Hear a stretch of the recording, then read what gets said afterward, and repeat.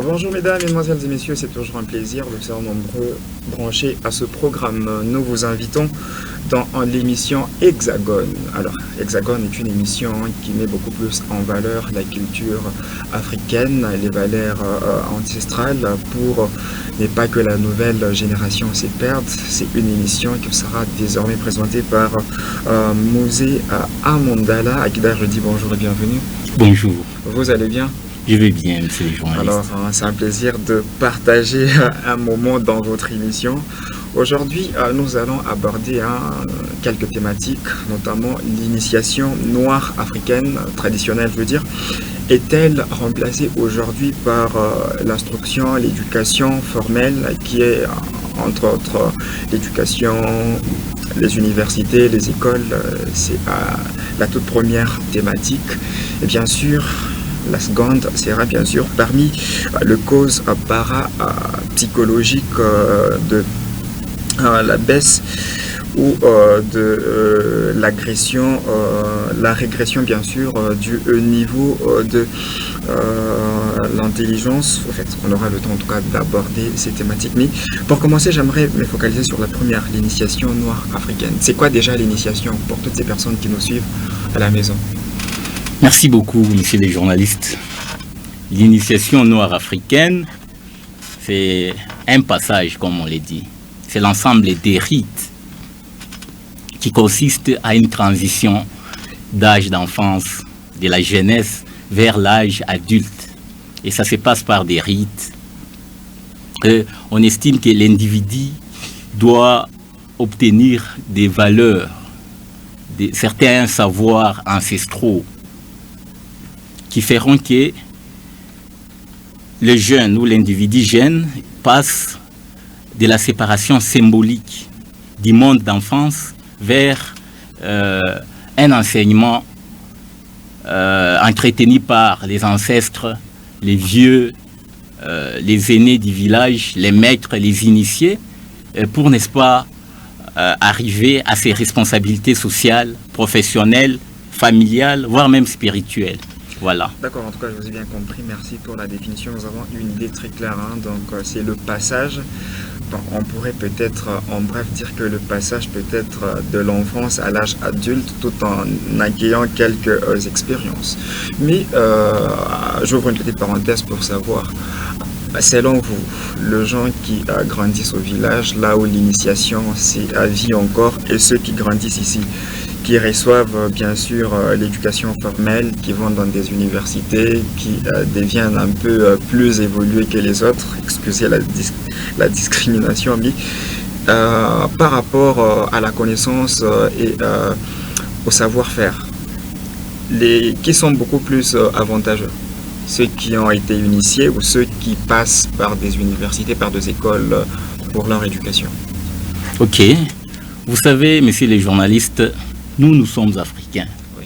Nous avons nos racines. J'aimerais vous donner ces petits exemples. Vous ne pourrez jamais prendre les racines, par exemple, d'un cocotier et les substituer par les racines, par exemple, d'un manguier. Est-ce que vous pourrez avoir des résultats dans ces cas? Voilà. Nous avons notre culture. Nous avons nos traditions. Nous avons notre spiritualité. Parce que qui dit initiation, il voit les rites même spirituels. Oui. Il voit ces passages des valeurs spirituelles entre jeunes générations et la génération adulte. Voilà. Donc, pour moi, j'estime que les manques d'initiation, c'est un manque vis-à-vis de la nouvelle génération. Pourquoi? Parce que la nouvelle génération, au-delà de la formation formelle, oui, voilà, de l'instruction formelle ou l'éducation formelle, ils doivent encore réunir tous ces rites-là de l'initiation pour que ce soit des personnes intégrales.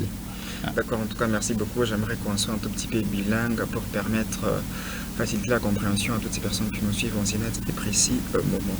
Alors, initiation en nord-africain, on l'a entendu parce que nous avions quand même eu la chance, nous sommes la génération Android, donc nous avons eu la chance de naître dans les années 2000, mais il y en a qui jusqu'ici, dans certains coins, il y a de rites qui se font encore, mais vous parlez de cette transmission ancestrale de valeurs, de rites spirituels et autres. Oui, aujourd'hui, nous avons la mondialisation.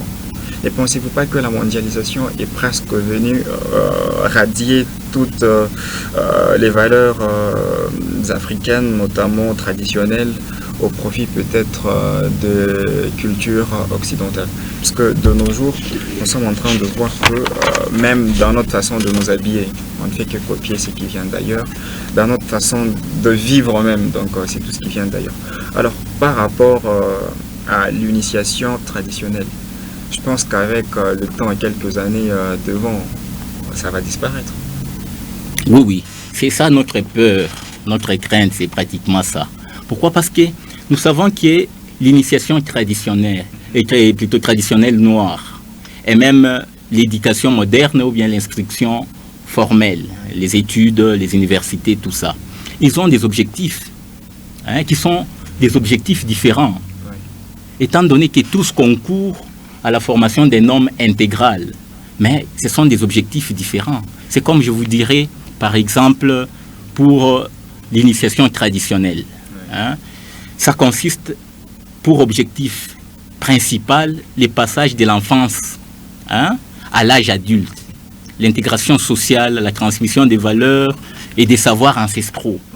Nous devons savoir comment nos grands-parents vivaient.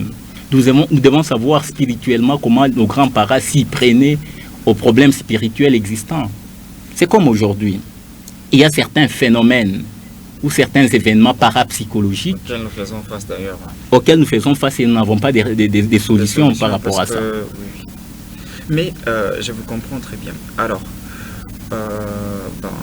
j'aurais appris que l'initiation, par exemple, avant peut-être de te circonscrire pour les hommes, on va vous éloigner dans un tribu, on va vous éloigner, on va aller avec vous, je sais pas, en brousse, on va vous apprendre à comment chasser, comment cultiver, tout ça, ce sont des initiations. Mais nous sommes, certes, tel que vous venez de le dire ici, l'initiation formelle vise beaucoup plus à former l'homme dans son intégralité.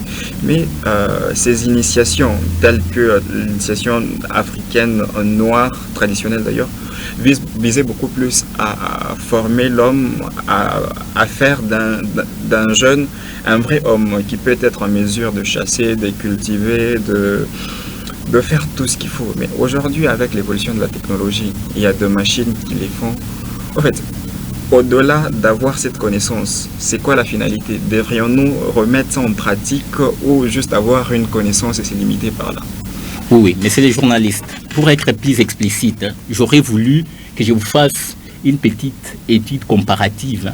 D'ailleurs, ça nous permettrait d'avoir une idée claire sur l'initiation traditionnelle et bien sûr qui serait remplacée par l'instruction ou l'éducation formelle. Tout à fait. D'accord. Comme ça, je vais comparer l'initiation traditionnelle et l'éducation moderne. Oui, au moins on pourra avoir une idée claire. Voilà. Allez-y, on vous écoute. C'est comme je disais déjà, l'initiation traditionnelle, c'était un passage de l'âge d'enfance vers l'âge adulte. Alors, avec une transmission des valeurs ancestrales de jeunes vers les adultes, et disons, des adultes vers les jeunes. Voilà. Alors que nous savons que l'éducation moderne, ou bien l'instruction formelle, il s'agit d'une acquisition des connaissances académiques, professionnelles et des compétences techniques. Et vous allez voir que tout ça, les compétences professionnelles, les connaissances académiques, les compétences techniques, c'est par rapport à notre préparation professionnelle, l'emploi. L'emploi, ça vise beaucoup plus à avoir l'emploi et avoir un diplôme. C'est juste ça. Alors qu'avec l'initiation, il n'y a pas que ça. Avec l'initiation, nous avions des méthodes différentes qui avaient pour objectif d'avoir ces valeurs ancestrales, les respects envers les adultes.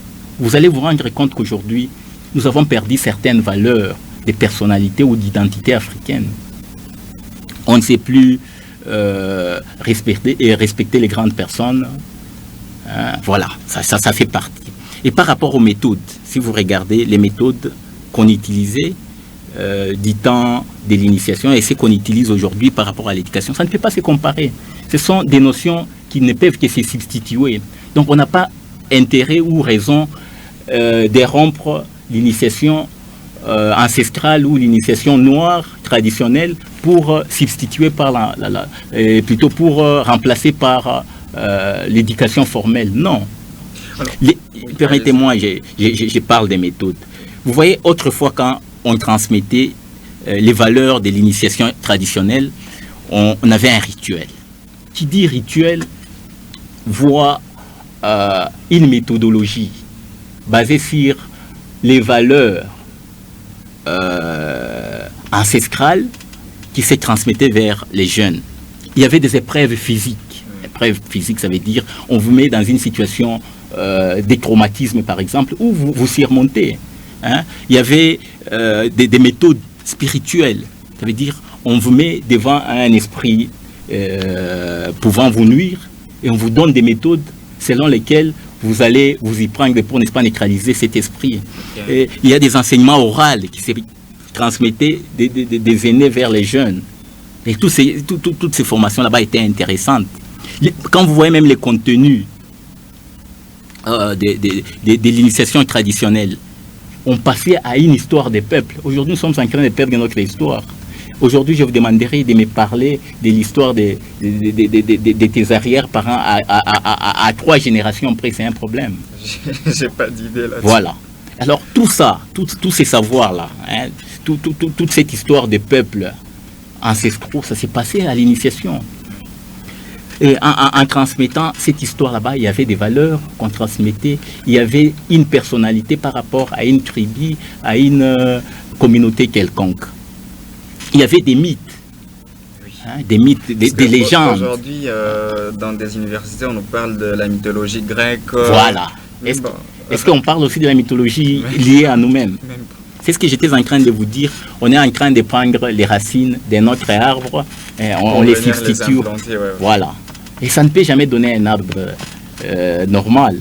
C'est pourquoi il y a beaucoup de phénomènes parapsychologiques qui se présentent comme inconvénients par rapport au fait qu'on a rejeté l'initiation traditionnelle. Voilà. Il y a des croyances, les rites des croyances. Aujourd'hui, vous voyez qu'il y a beaucoup de charlatans même dans les églises. Oui, il y en a. C'est parce qu'on ne maîtrise pas bien la spiritualité chrétienne. Mais bon, je ne vous coupe pas, en parlant de spiritualité, surtout dans la tradition africaine, généralement, nos aïeux, ils étaient en train d'adorer des statuettes et autres. Mais non, si on doit vraiment chercher à comprendre leur spiritualité, ça ne serait pas en tout cas péché contre la religion, surtout que une grande partie de la population sont peut-être chrétiennes et d'autres qui partagent d'autres religions. Chercher à comprendre ce qui se faisait, ce qui se passait pour peut-être résoudre un problème. Ça ne serait pas aussi une façon peut-être d'être prêt à s'initier dans des choses un peu obscures et autres. Oui, monsieur les journalistes, pour ne pas quitter dans les bains de notre thématique, je pense que c'est dont vous parlez par rapport à la spiritualité chrétienne, disant que nous adorions les idoles ou bien les statuettes. C'est pratiquement faux. Parmi les cultures d'un dieu monothéique, hein, les monothéismes, ça vient de l'Afrique. D'ailleurs, ce sont les Occidentaux qui nous ont imités par rapport au monothéisme. Donc nous, on a adoré un seul Dieu, un Dieu créateur. Je crois qu'on pourra en parler prochainement par rapport à la spiritualité. Nous, on n'a jamais eu une spiritualité polythéique. Non. C'est comme aujourd'hui.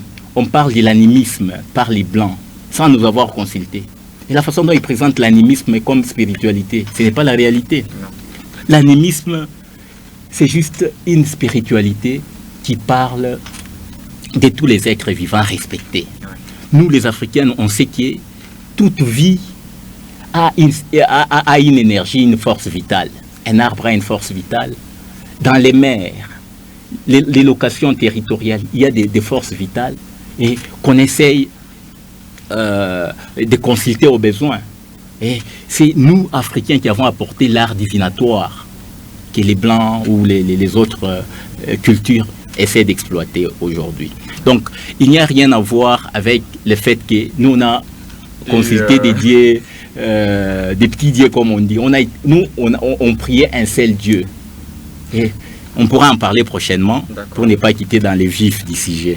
D'accord, je vous ai bien compris. Alors, aujourd'hui, tel que vous venez de le dire, bon nombre de gens, surtout les parents de cette génération, sont ceux qui ont peut-être du mal à perpétuer cette tradition noire africaine pour que les générations futures ne se détournent pas de leurs origines, de leurs racines.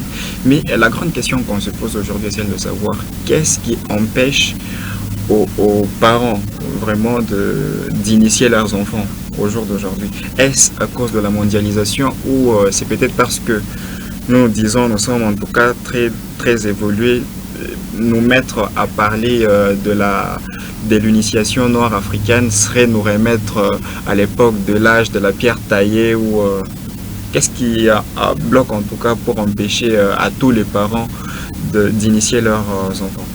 Oui, ça vient de loin, c'est par rapport à la méthodologie des envahisseurs. Vous savez que nous avons toute une histoire, oui. Nous avons été colonisés, nous sommes passés à l'esclavagisme, tout ça. L'idéologie de nos concurrents, c'était qu'on nous neutralise, hein, qu'on enlève notre identité. Oui. Hein, raison pour laquelle nous portons les noms des Blancs. Avant, on ne pouvait jamais porter un nom des Noirs. Quand vous étiez vendu comme esclave quelque part, on devrait vous donner un nom. Et vous devrez, je ne sais pas, il y a un film là qui essaie un peu de contextualiser là. Je ne sais pas, Kunta Kinte, un film Kunta Kinte, où les Kunta Kinte là-bas, on lui avait sorti son baptême. Donc, on lui avait sorti du nom qu'il portait pour lui donner un nom des Blancs. Et il résistait jusqu'au point qu'on l'a maltraité jusqu'à ce qu'il perde toutes ces valeurs qu'il avait comme identité. C'est pratiquement ça. Donc, nous venons d'une histoire. L'histoire des concurrents était que nous perdions notre identité. Et maintenant que nous sommes dans un mode libéral, hein, nous quittons l'esclavagisme, les néocolonialismes, nous sommes en train de nous efforcer de quitter dans cette étape pour arriver à notre étape de libéralisme. Nous devons contextualiser notre histoire. Hein, nous devons mettre un narratif en rapport avec notre identité, hein, notre personnalité. Alors, c'est pas mal qu'on revienne à l'initiation. C'est très important parce que cette initiation là-bas, ça nous amène à des effets de métamorphose physique et spirituelle en tant que les individus qui passent de l'âge de la jeunesse vers l'âge adulte. Et donc, c'est une création d'un lien fort pour que nous essayons de vivre normalement dans nos communautés. C'est pratiquement ça. En tout cas, hein, je rappelle à ces personnes qui nous suivent en direct et précisément, sachez que vous êtes dans l'émission Hexagone, une émission qui sera toujours présentée par Mosé Amondala, qui est d'ailleurs à mes côtés. Moi, je joue en tout cas le rôle d'intermédiaire pour justement essayer de vous faire comprendre la thématique que nous sommes en train d'aborder. C'est l'initiation noire africaine ou traditionnelle. Est-elle remplacée aujourd'hui par l'instruction ou encore l'éducation formelle où on voit les écoles, les universités? Et bientôt là nous allons aborder la deuxième partie de notre thématique pour savoir les causes parapsychologiques liées peut-être à la baisse ou à la régression du niveau de l'enseignement. Et bien sûr, Mosé Amondala va nous éclairer. Mais avant de passer à notre thématique, j'aimerais bien ici peut-être mettre une question. Selon vous, pensez-vous, parce qu'il n'y a que peut-être au niveau des universités où il y a maintenant des orientations, on nous parle peut-être de l'anthropologie qui est en train de retracer peut-être l'histoire des Africains. Pensez-vous qu'il est vraiment très important peut-être de suggérer à notre gouvernement dans son système éducatif, dès le bas âge déjà, d'insérer quelques notions peut-être liées à l'histoire de notre pays et surtout à nos rites et à nos traditions? Oui, oui, ça vaut la peine. D'ailleurs, quand vous regardez dans l'organisation du pouvoir dans nos pays où les institutions organisent, voilà, les chefs coutumiers là, c'est pour dire que nous sommes en train de pérenniser nos traditions, nos cultures. D'ailleurs, j'aurais voulu donner cette synthèse par rapport à l'initiation.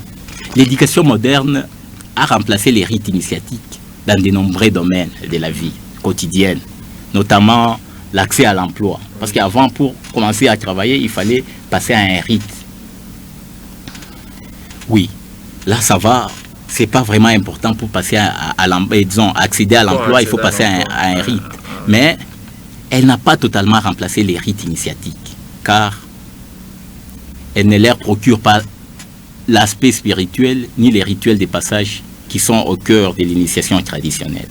En d'autres termes, si l'éducation moderne fournit les outils pour s'adapter à un monde contemporain, l'initiation traditionnelle est un processus qui façonne les identités, qui donne une personnalité à l'individu au sein d'une communauté. Donc il est très important de noter que les deux systèmes peuvent coexister. Et donc il serait peut-être, parce que nous voyons aujourd'hui le mouvement par exemple de scouts, on prend de jeunes, on essaie de les initier, on essaie de les former, on les donne même des totems. Donc pour vous, vous pensez que c'est vraiment une bonne chose aux jeunes et peut-être aux parents d'encourager leurs enfants à adhérer massivement dans ce genre de mouvement pour avoir une initiation? Tout à fait. Mais la façon dont ils le font, ils ont un peu détourné la réalité africaine. Qu'ils y mettent nos histoires en tant que peuple, qu'ils y mettent des normes sociales, des rites, des croyances. C'est là qui va donner un trésor, qui va donner une création d'un lien fort par rapport à nos communautés. C'est exactement ça. Alors, à présent, j'aimerais bien qu'on parle un tout petit peu de causes parapsychologiques de la baisse ou de la régression du niveau de l'enseignement. Alors, pouvez-vous épingler quelques manques, quelques faits causes de l'initiation traditionnelle par rapport, bien sûr, aux baisses ou à la régression du niveau de l'enseignement? Ok. En fait, j'aurais voulu expliciter ce que c'est les phénomènes parapsychologiques. Allez-y, aidez-nous d'abord par cette explication. Voilà. Il y a certains événements qui se passent dans notre vie quotidienne avec de manque d'explication scientifique de ce qui se passe. Ouais. Je donne un exemple. Vous voyez un enfant qui se scolarise. Après un moment, il arrête d'étudier. Et quand vous lui posez la question, il vous dira non, je n'ai plus envie d'étudier. Et cette envie d'étudier là-bas, dont il exprime, ça peut être dû au fait qu'il y a, par exemple, un traumatisme quelconque. Et c'est là, on ne sait pas beaucoup plus l'expliquer par des phénomènes normaux de la vie. Et en définitive, vous vous rendrez compte que cette personne là-bas gâche toute une vie. Parce que avec le monde contemporain, quand on n'arrive pas à étudier, c'est difficile qu'on accroche un emploi. Ouais. Voilà, c'est pratiquement ça. Donc, ce sont des phénomènes qu'on ne peut pas expliquer scientifiquement, mais qui détruisent généralement nos vies. C'est ça. Maintenant, vous me posez la question de savoir si le manque d'initiation peut-il aboutir à une régression baisse du niveau d'enseignement. Oui, oui. En fait, le niveau d'enseignement a beaucoup de facteurs ou bien des causes qui sont épinglées aujourd'hui. Entre autres, les manques de motivation, d'engagement, là au niveau des élèves. On veut voir que les élèves manquent de motivation pour des raisons personnelles. Par exemple, ils présentent une dépression, une anxiété, ou cette cause peut être aussi sociale, pour ne pas dire personnelle, au niveau de l'élève. Oui. La pression des pairs, l'harcèlement, les manques d'intérêt, et aussi peut-être les systèmes scolaires, les systèmes éducatifs, notre système éducatif. Ça pourrait aussi être un facteur... Tout à fait. Pourquoi? Parce que les facteurs, les systèmes éducatifs qu'on utilise aujourd'hui il a été conçu avec certains objectifs par nos parrains ou bien nos colons. Leur objectif, c'était de nous anéantir pour que nous soyons toujours obéissants en les considérant comme nos maîtres. Est-ce qu'aujourd'hui, nous sommes en train d'étudier pour à ce qu'on ait des maîtres que nous devons écouter? Non. Alors, il faut réfléchir par rapport à notre système éducatif, que cet impact parapsychologique de nous voir toujours dirigés par des maîtres puisse disparaître dans notre système éducatif. Donc, c'est pourquoi je disais les manques de motivation et d'engagement. Il y a aussi des problèmes familiaux. La pauvreté des parents. Ça peut faire de sorte que les élèves ne trouvent pas intérêt à l'enseignement formel ou bien à l'éducation formelle. Et cela, ça impacte à la baisse du niveau d'enseignement. Comment je l'ai dit, quand les parents sont pauvres, même scolariser leurs enfants, ça demande des moyens, ils auront du mal. Leur faible niveau d'éducation, les parents aussi. Ça aussi, parce que très peu, on est en train de le voir, très peu sont les parents qui n'ont pas étudié et qui ont vraiment le souci de scolariser leurs enfants. Dans la plupart des cas, j'ai pas étudié, je me fous vraiment des études. Voilà. Et l'enfant se retrouve aussi dans la même situation. Ça veut dire un parent qui n'a pas étudié, même s'il arrivait qu'il ait des moyens, la façon dont il encadre ses enfants, il ne s'intéresse pas à ce qui est éducation formelle. Lui, tout ce qu'il fait, il paye les frais et le reste, il ne sait même pas contrôler, faire le suivi du niveau éducatif de l'enfant. Oui. Voilà. Il peut aussi arriver un problème de santé et du bien-être. Vous savez, quand vous avez un niveau de pauvreté, l'enfant, il a une capacité intellectuelle. Et cette capacité intellectuelle se développe par rapport à la façon dont on l'encadre.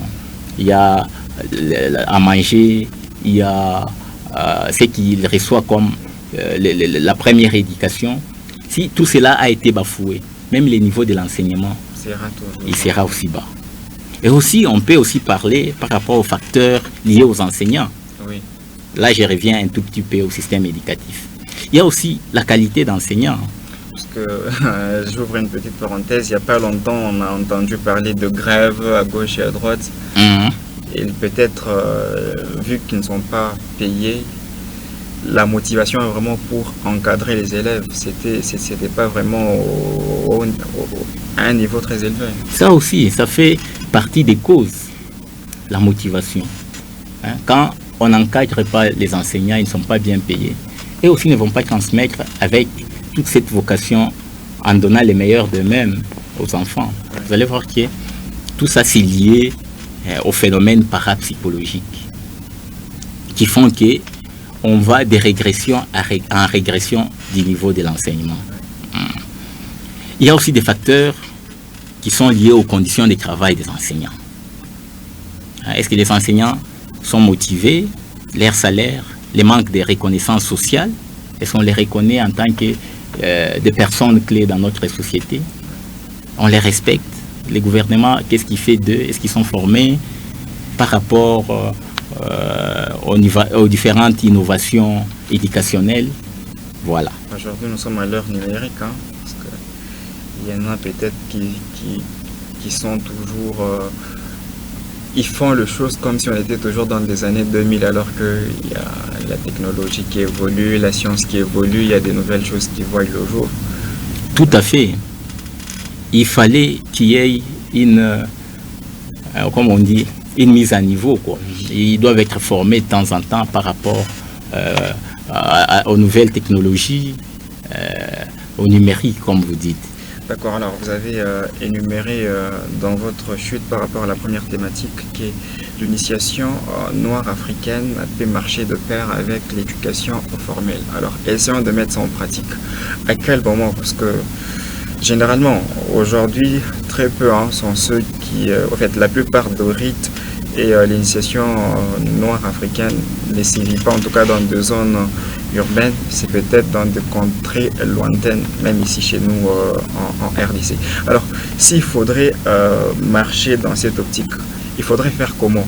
peut-être l'enfant naît, l'enfant commence à étudier peut-être avant qu'il n'ait en brevet de 6e, vous l'envoyez d'abord chez un oncle au village qu'il soit initié pour revenir, continuer avec ses études ou au même moment qu'il est en train de recevoir une éducation formelle, on pourrait quelque part en train peut-être le soir, pour ceux qui ont la chance d'avoir des grands-parents au soir, autour d'un feu, en train de te raconter des histoires. Ça peut se passer comment si on doit aller dans l'optique que l'initiation nord-africaine traditionnelle peut marcher de pair avec l'éducation formelle.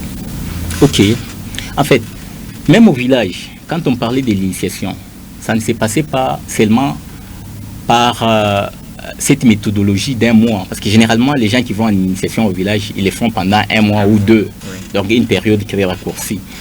Ça ne s'est passé pas intégralement par cette période-là. L'initiation, ça se prépare dès la naissance de l'enfant.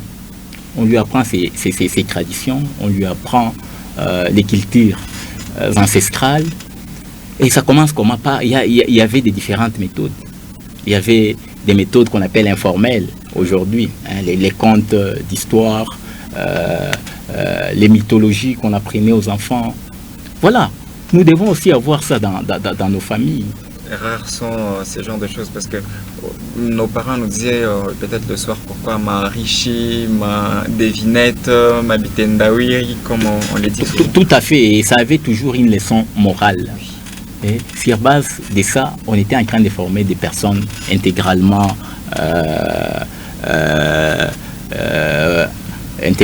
en forme. Voilà. Donc, tout ce que nous devons faire aujourd'hui, c'est pas qu'envoyer nos enfants au village. Non.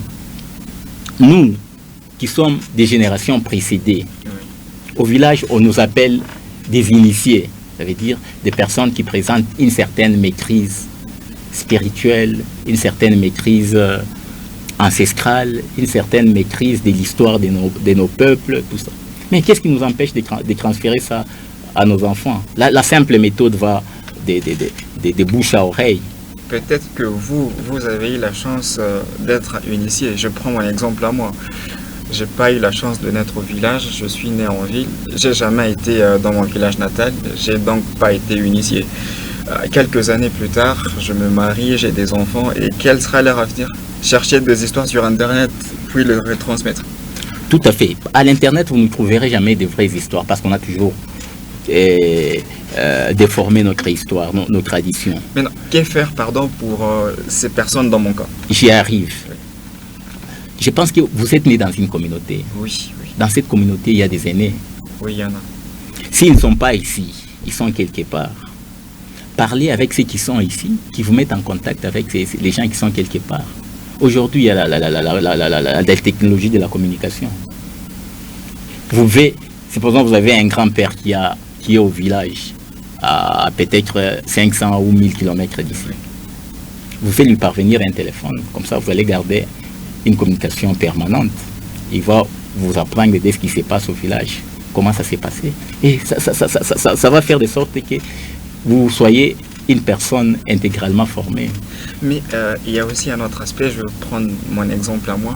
Ma grand-mère, elle est en tout cas ancrée dans la culture africaine, surtout noire africaine, comme je vais le dire, derrière son église. Elle fréquente l'église de Noir, voilà, où tout est un peu originel. Mais pour ma mère, parce qu'elle ne partage pas cette religion, cette vision, elle nous dit souvent que votre grand-mère est dans des trucs mystiques. Attention, il ne faut même pas aller la voir. Mais face à ces genres de choses, vous ne pensez pas que quelque part nos parents sont aussi en train aussi de nous dérouter?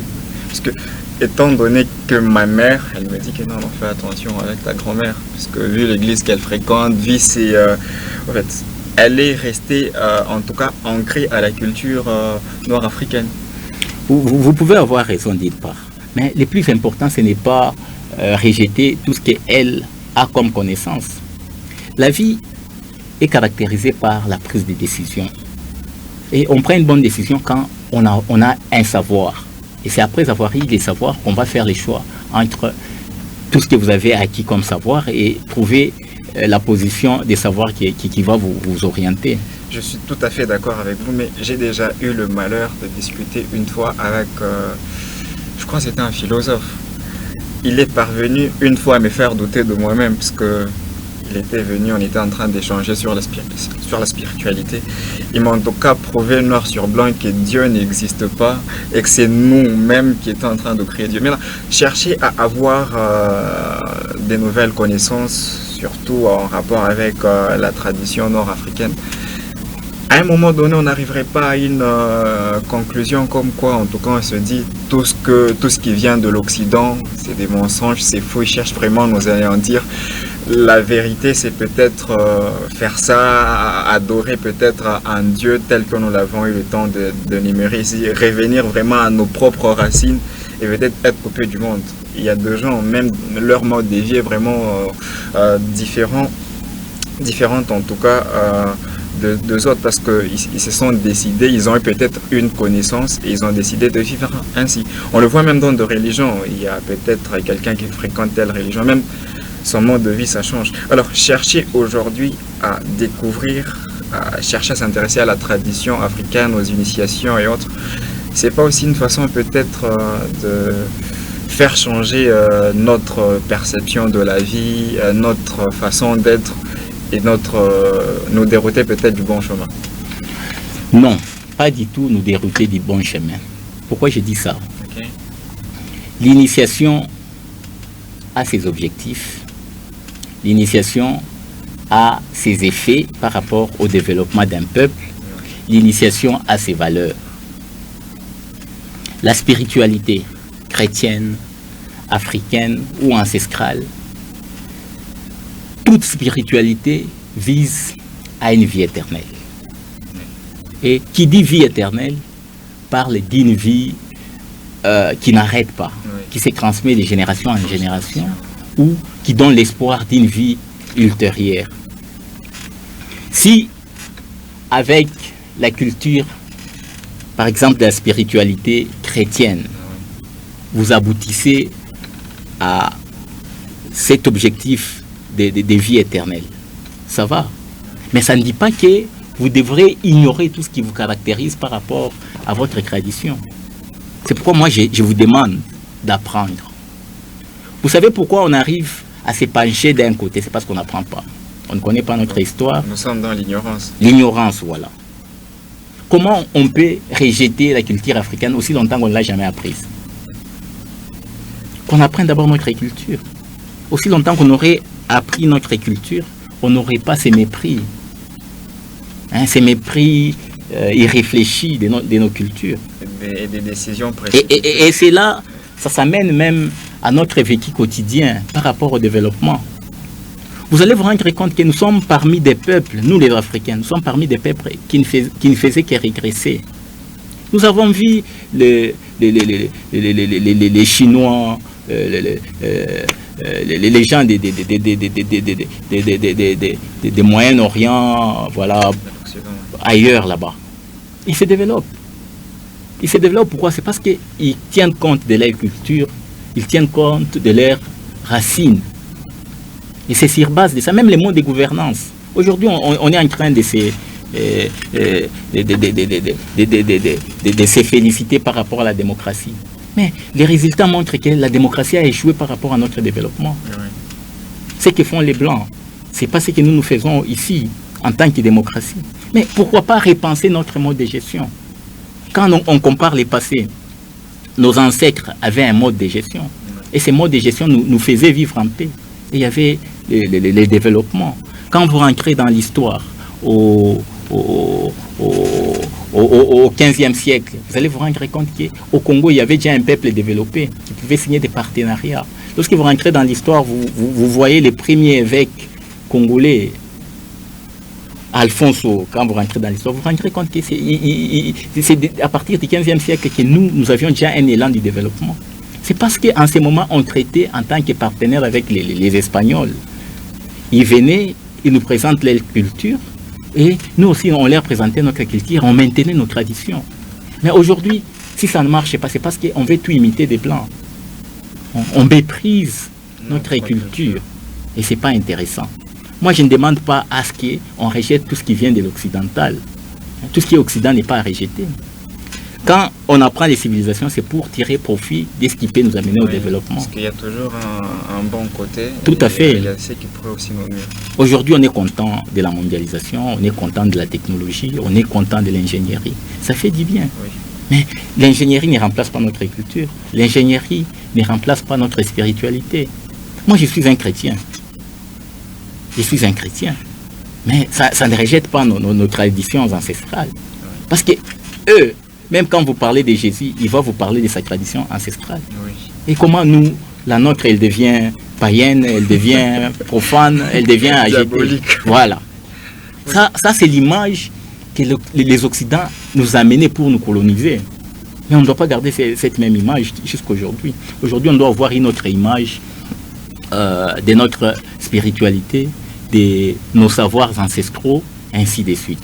D'accord, en tout cas, merci beaucoup, Mosé Amondala. Nous sommes déjà presque arrivés au terme de notre émission. Par rapport à la thématique abordée aujourd'hui, quel conseil que vous pourriez donner, parce que c'est un conseil qui doit être vraiment général, aux jeunes qui sont en train de nous suivre, à ceux qui ignorent, en tout cas ceux qui sont dans l'ignorance de leur culture et des valeurs ancestraux, et aux parents, parce que si le parent pouvait toutefois avoir aussi cette possibilité, déjà dès les bas âges, tel que vous l'aviez dit, de commencer à instruire leurs enfants, à les initier dès les bas âges, même une personne en grandissant ne peut pas en tout cas s'en détourner, quelle que soit sa religion, qu'il soit chrétien ou pas, mais la personne gardera au moins les valeurs traditionnelles. Quel conseil pourriez-vous donner avant de chuter avec bien sûr notre émission?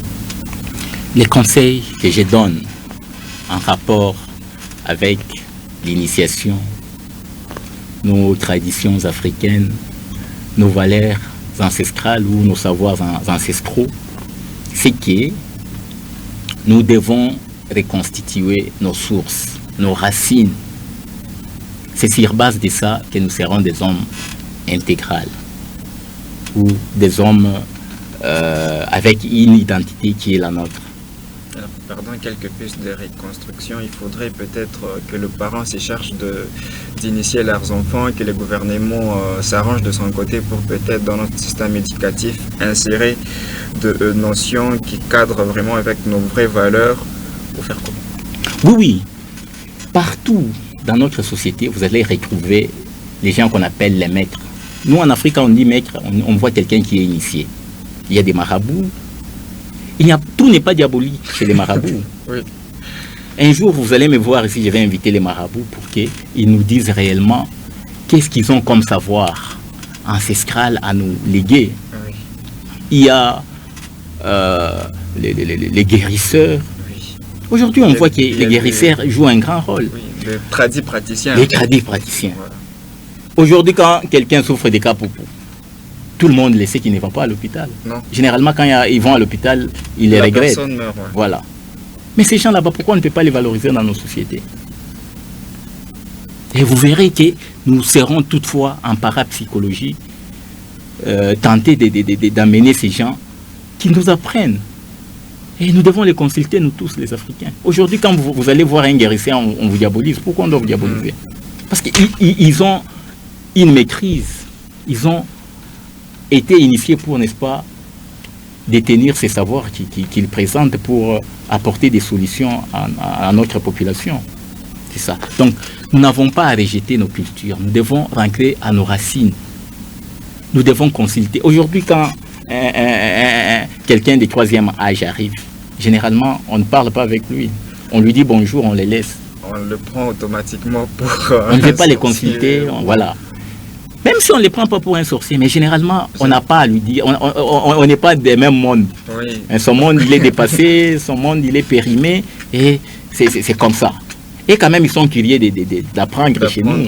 Il va s'approcher de ton téléphone, tu lui expliques. Mais qu'est-ce que nous, on apprend d'eux? Voilà. Ça doit être réciproque. Comme ça, nous apprenons d'eux. Et d'ailleurs, c'est nous qui devons beaucoup plus apprendre d'eux parce qu'ils ont beaucoup à nous léguer. Oui, voilà. Ils ont assez de connaissances à nous léguer, oui. C'est comme déjà, moi, je vous invite, consultez les vieillards. Hein? Toutefois, quand vous rencontrez un vieillard, apprenez de lui quelque chose. C'est comme ça que nous allons être des hommes qui détiennent nos savoirs ancestraux. D'accord. En tout cas, merci. Je vous remercie d'ailleurs de nous avoir invités à partager ce plateau avec vous.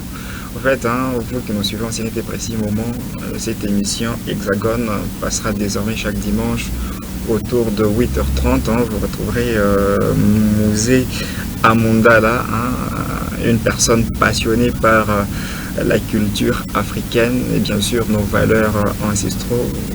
Tel qu'il l'a dit, il aura invité de temps en temps plusieurs personnalités. Vous retrouverez de marabouts, de personnes qui ont vécu tellement longtemps avec assez de connaissances pour justement nous aider à être de maîtres, de personnes initiées, de hommes vraiment qui ont une éducation sur leur culture. Aujourd'hui, nous avons eu le plaisir de décortiquer deux thématiques dans l'initiation noire africaine traditionnelle.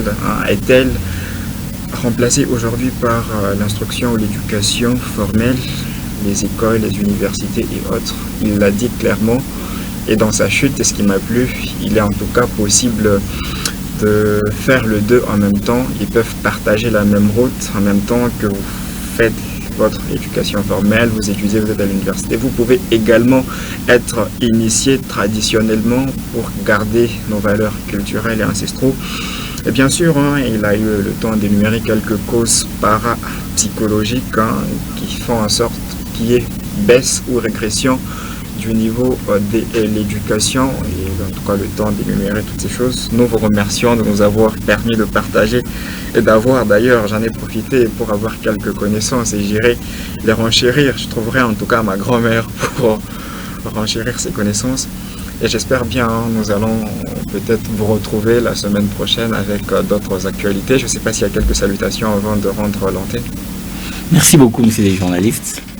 J'aimerais que vous me rappeliez les noms parce que c'est le premier contact. Josué Mpanga. Pourquoi pas donner les noms authentiques, voilà. Monsieur Josué Mpanga. Moi, je retiens celui des Panga. Parce que je suis monsieur Mpanga. Voilà, ça fait partie de toute une identité. D'accord. Comme moi-même, je m'appelle Amundala, ça fait partie de toute une identité. Okay. C'est ça. En fait, je salue mes parents, les vieux Amundala, qui n'est plus, ma maman Safi, qui est vivante, je la salue, elle est quelque part. Je salue ma chère et tendre épouse, Madame Abedi, je salue tous mes enfants. Merci beaucoup, monsieur les journalistes. Je vous en prie. Nous remercions la réalisation de Freddy Boupel International, la programmation de notre directeur de programme Gautran Jim Kilande. Gaston Michel nous a supervisé ce matin. Prenez donc bien soin de vous. Bon dimanche à vous. On se retrouve dans le tout prochain jour avec un autre numéro de l'émission Hexagone.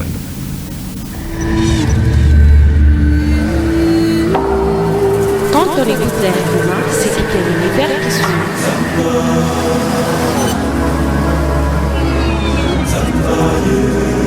Magie des sons qui deviennent mots.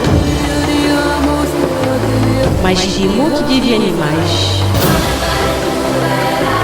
Magie des mélodies qui se mettent à vibrer.